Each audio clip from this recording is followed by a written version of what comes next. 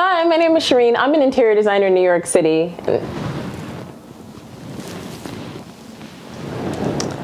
And in this video, we're going to talk about the difference between a designer and interior decorator. Shareen, hi. Okay.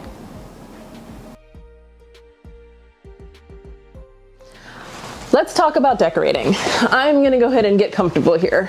So before Shareen, who went to design school, I would have considered myself an interior decorator. Interior decorators don't require any kind of certification. You can just kind of like self-ordain and decide that it's your jam.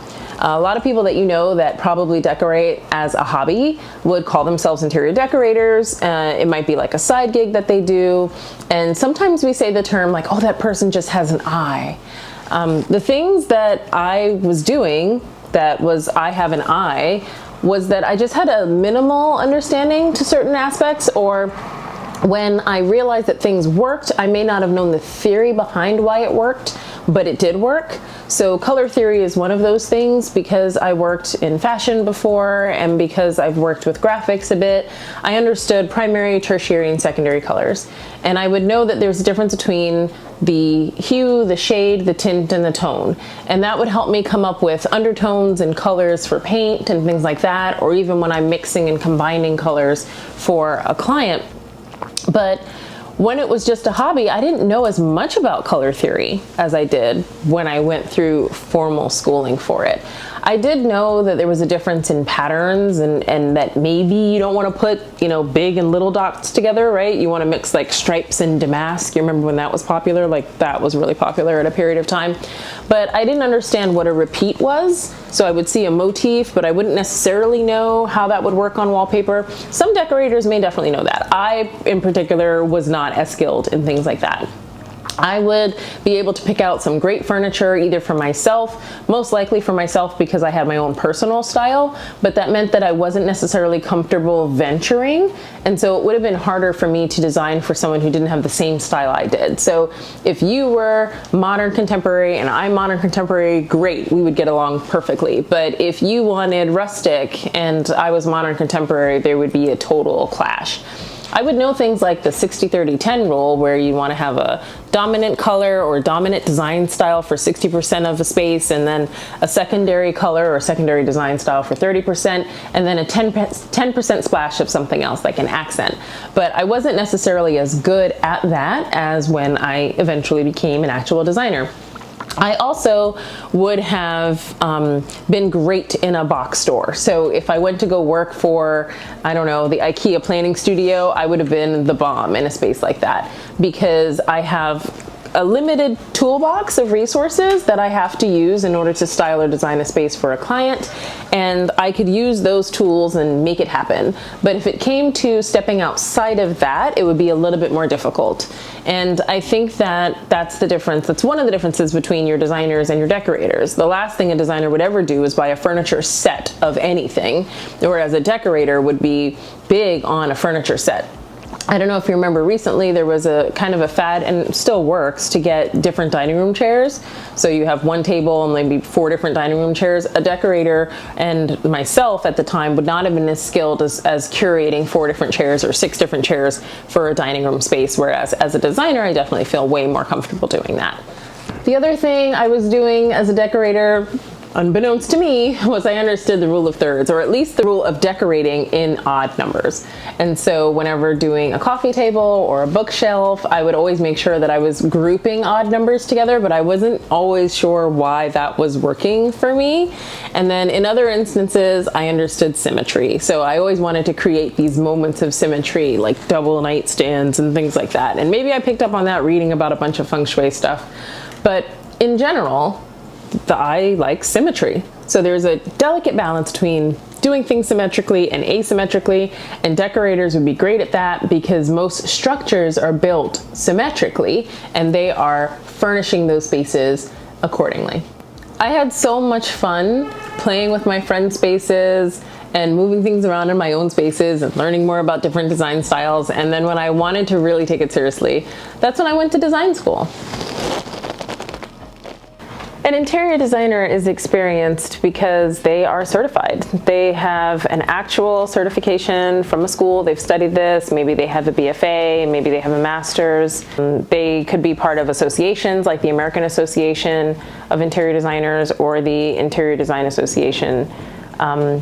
They also are, in my opinion, more experienced with spatial planning because they're used to doing criteria matrices. A criteria matrix is basically an exercise where you do an outline of all the areas of a space and how they need to work together. For example, I need my dining room to be adjacent. Adjacent is the word I'm looking for. Thank you, Mark.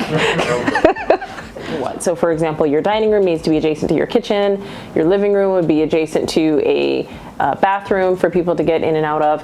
And so with those exercises, we get a little bit better at spatial planning and working around furniture. Your decorator may work with a piece that's in the space that perhaps isn't the right scale or proportion, and your designer is going to figure out exactly what size each item needs to be so that they can have the right room around the perimeter, which is what makes the scale, right? So if I'm trying to come up with a rug for a dining room, I want to make sure, which is also controversial, some people do a rug, some people don't in the dining, but I want to make sure that my rug is long enough so that when people pull their chair out from the rug, there's another 6 inches of space and it's still on the actual rug and they're not hitting the floor at that point. All of your designers keep things like that in mind, as well as the light fixture, not just what the fixture is, but the height of the light fixture. If you're hanging art or televisions and things like that, we know that it should be about 54 inches, the center of it should be about 54 inches from the ground. We know that you need at least 3 feet of space walking around different pieces of furniture and the size of hallways or the appropriate size for a door to be so that you can get furniture in and out of a space. And these are the things that a designer is more experienced with because they've just been dealing with it more. We also are able to take your design to the next level with things like window treatments and wall coverings. So wall coverings, to start, you could do things like board and batten and wainscoting, but a decorator might just put some paint on the wall.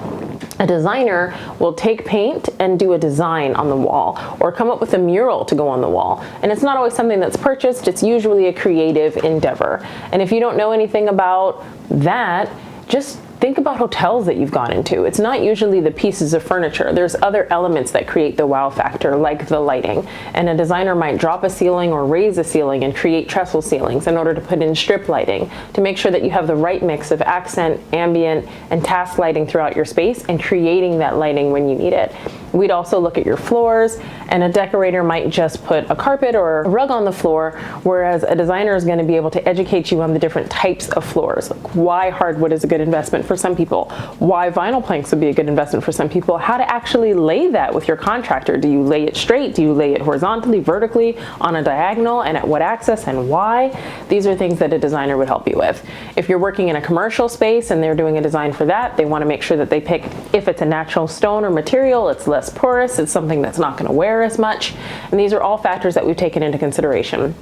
Designers know more about HVAC units, they'll know more about fire extinguishers, sprinklers, fire retardant walls, insulation, soundproofing, which is something we take into consideration when we're figuring out your floors, and your window treatments. I mentioned that that's something that a designer would be really skilled with getting into detail. We may not just put a curtain rod over a window, we would probably hang your curtains from your ceiling, depending on whether or not we're trying to elongate that space. We'd know more about solar panels versus the valances that you're using and whether or not motorized shades are the right things for you or not for you, and what the latest technology is, and potentially moving that around on an app depending on the client and depending on the space that we're putting it in. And so essentially the interior designer knows all of what the decorator knows, and to a bit of a deeper level, deeper understanding, deeper extent, and as a result they're able to help you create a space that is really personalized or a great client experience for your business. That is all I have to say about the difference between designers and decorators, and you can choose whichever is the right for you. Just know that if you're working with a designer, you'll get all the benefits that all the designers know. You could have been anywhere on YouTube, but you chose to be with me, and I appreciate that. I am thankful for you, and I will see you next week, next Thursday, to be exact. Bye-bye.